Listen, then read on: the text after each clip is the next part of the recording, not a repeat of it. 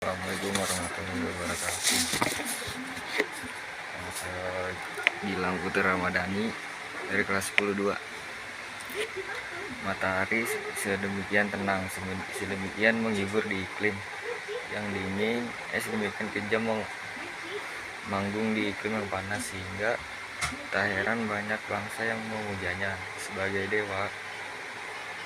Pemujian matahari seringkali dilangsungkan bersama-sama permukaan bulan dan matahari. Dan bulan kerap dianggap sebagai berjenis kelamin berbeda suku Taifi dari Nigeria dan bagian lain dari Afrika. Percaya bahwa matahari adalah putra dewa agung mereka, Awondo, sementara bulan adalah putri Awondo. Suku Barot dari Afrika Tenggara beranggapan matahari adalah suami bulan. Bulan saudara lakinya. Mitos seringkali memperlakukan matahari sebagai laki-laki dan bulan sebagai perempuan, namun bisa juga sebaliknya. Di dalam agama Shinto dari Jepang, matahari adalah Dewi Amaterasu, sementara bulan adalah Tsukuyomi.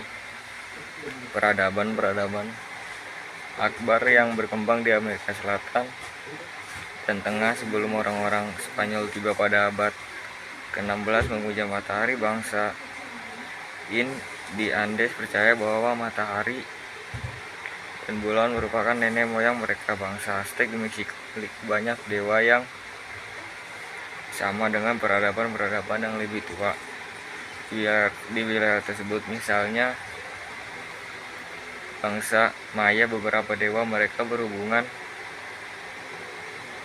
dengan matahari atau dalam beberapa kasus merupakan matahari itu sendiri. Mitos 5 matahari.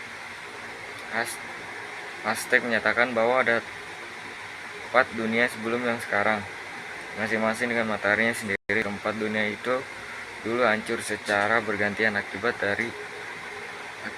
bencana yang sering kali direkayasa oleh para dewa. Matahari pertama adalah dewa yang disebut Tezcatlipoca hitam. Dia bertarung dengan saudara lainnya, Quetzalcoatl, yang menghantamnya dengan gada sampai terjatuh dari langit.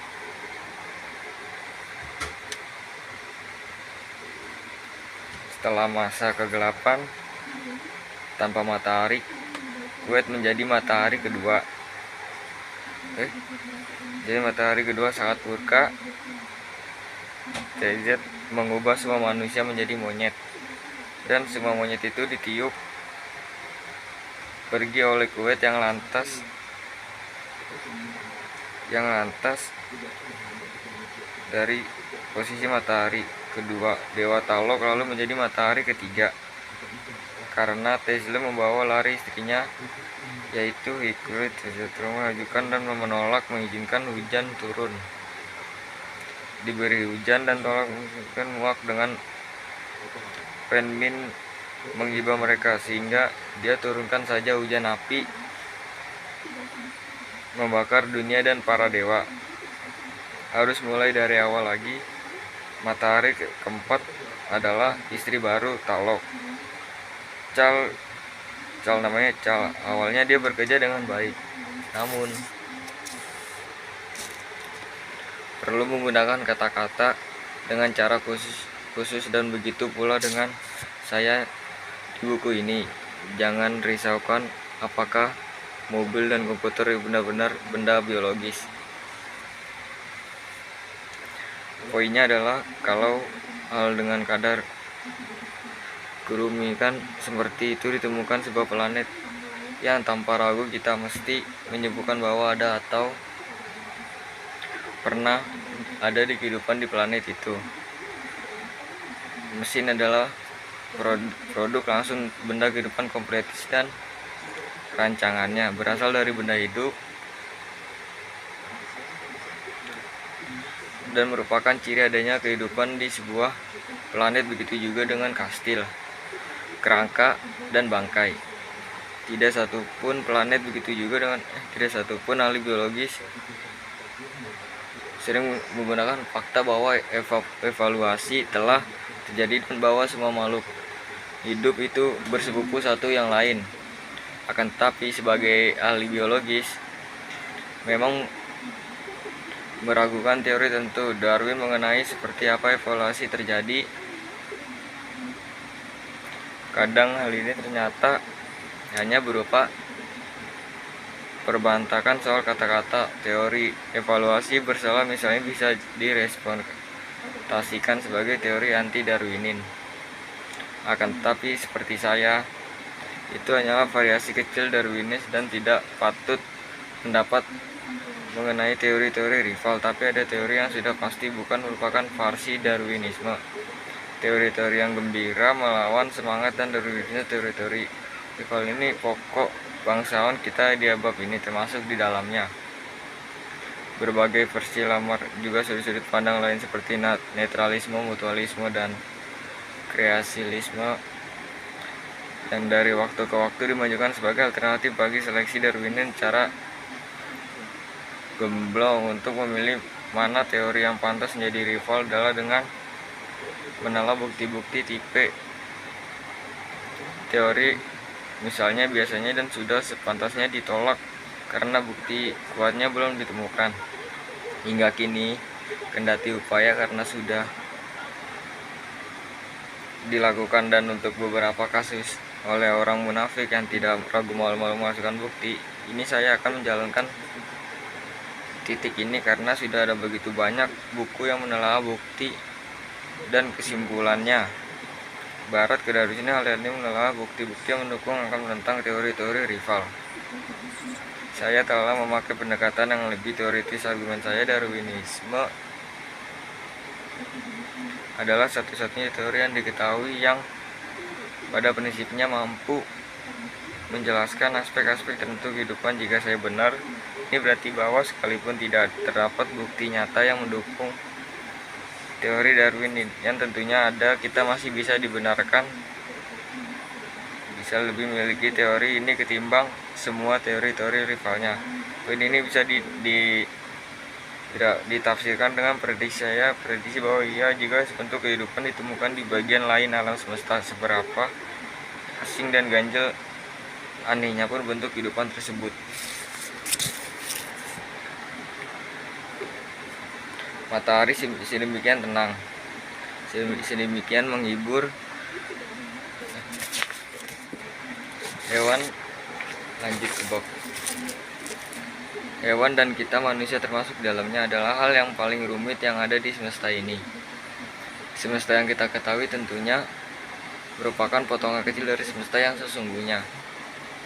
Boleh jadi ada objek-objek lain yang lebih rumit dari kita di planet lain, dan boleh jadi sebagian dari mereka sudah tahu tentang kita, tapi ini tidak mengubah apapun.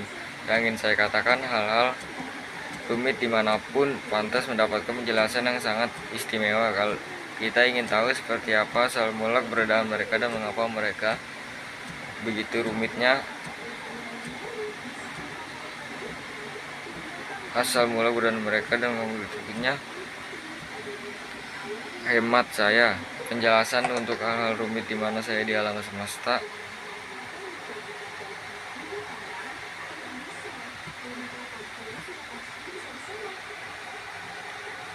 besar kemungkinan sama bagi kita. Bagi simpanse, cacing, pohon, dan luar angkasa di sisi lain penjelasannya akan berada yang tepat akan saya istilahkan sebagai sederhana seperti batu, awan, sungai, galaksi, dan kuark. Ini semua hasil ihwal fisika. Simpanse dan anjing dan kelelawar dan kecoa dan manusia dan cacing dan dandelion dan bakteri dan alam dari galaksi lain adalah hal ihwal biologi. Peradabannya terletak pada kompleksitas rancangan. Biologi adalah kajian atas hal-hal rumit yang tampak seperti dirancang untuk sebuah tujuan. Fisika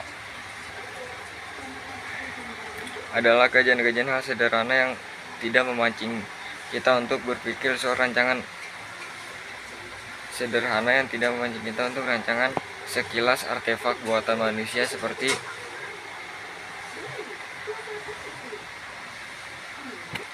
komputer dan mobil tampak seperti pengecualian. Benda-benda ini rumitkan dan jelas dirancang untuk sebuah tujuan. Kami tidak hidup dan terbuat logam dan plastik, bukan darah dan daging. Di buku ini, benda-benda ini akan dengan tegas diperlakukan sebagai benda-benda biologis. Mungkin pembaca akan bereaksi dengan bertanya, tapi apa mereka benar-benar benda biologis? Kata-kata adalah hamba, bukan Tuhan kita untuk tujuan tertentu. Ada baiknya kata-kata dipakai dengan arti yang berbeda. Kebanyakan buku masakan menggambarkan lobster. Kata-kata dipakai dengan arti yang berbeda. Sebagai ikan ahli zoologi bisa berenang dengan hal ini menunjukkan bahwa adil jika lobster menyebut manusia itu ikan, karena ikan merupakan saudara yang jauh lebih dekat dengan manusia ketimbang dengan lobster. Dan bicara soal keadilan bagi lobster, saya ketahui bahwa baru-baru ini pengadilan harus membuktikan apakah lobster itu serangga atau hewan, yang intinya menentukan apakah merebus lobster hidup-hidup merupakan tindakan melanggar hukum atau tidak. Secara zoologi, lobster sudah pasti bukan serangga. Lobster itu merupakan hewan sama seperti seperti kita, dan tak banyak risau dengan caranya menggunakan kata. Walau di kehidupan yang non profesional, saya cukup siap untuk dengan orang yang merebus lobster hidup, juru masak dan pengacara. Perlu menggunakan kata-kata dengan cara khusus, dan begitu pula dengan saya di buku ini. Jangan risaukan apakah mobil dan komputer benar-benar biologis. Poinnya adalah kalau hal dengan kadar seperti itu ditemukan sebuah planet, tanpa ragu kita mesti menyukai bahwa ada atau pernah ada kehidupan planet tersebut. Mesin adalah produk langsung benda hidup. Kompleksitas dan rancangannya berasal dari benda hidup dan merupakan ciri adanya kehidupan di sebuah planet. Begitu juga dengan fosil, kerangka, dan bangkai. Tidak satupun ahli biologi serius yang meragukan fakta bahwa devaluasi telah terjadi dan bahwa semua makhluk hidup itu bersekutu satu dengan yang lain. Akan tetapi sebagian ahli biologi memang meragukan teori tertentu Darwin mengenai seperti apa evolusi terjadi. Kadang hal itu ternyata hanya berupa perbantahan soal kata-kata. Teori evolusi bersela misalnya bisa direpresentasikan sebagai teori ahli anti Darwinin. Akan tetapi seperti saya, itu hanyalah variasi kecil Darwinisme dan tidak patut mendapat tempat mengenai teori-teori rival. Tapi ada teori yang sudah pasti bukan merupakan variasi Darwinisme, teori-teori yang gemblong melawan semangat dasar dari sini. Teori-teori ini rival berdudukan dari bab ini, termasuk di dalamnya berbagai versi lamar saja juga sudut-sudut pandang lain seperti netralisme, mutualisme, dan kreasilisme yang datang dari waktu ke waktu sebagai tertentu. Bagi seleksi Darwinisme,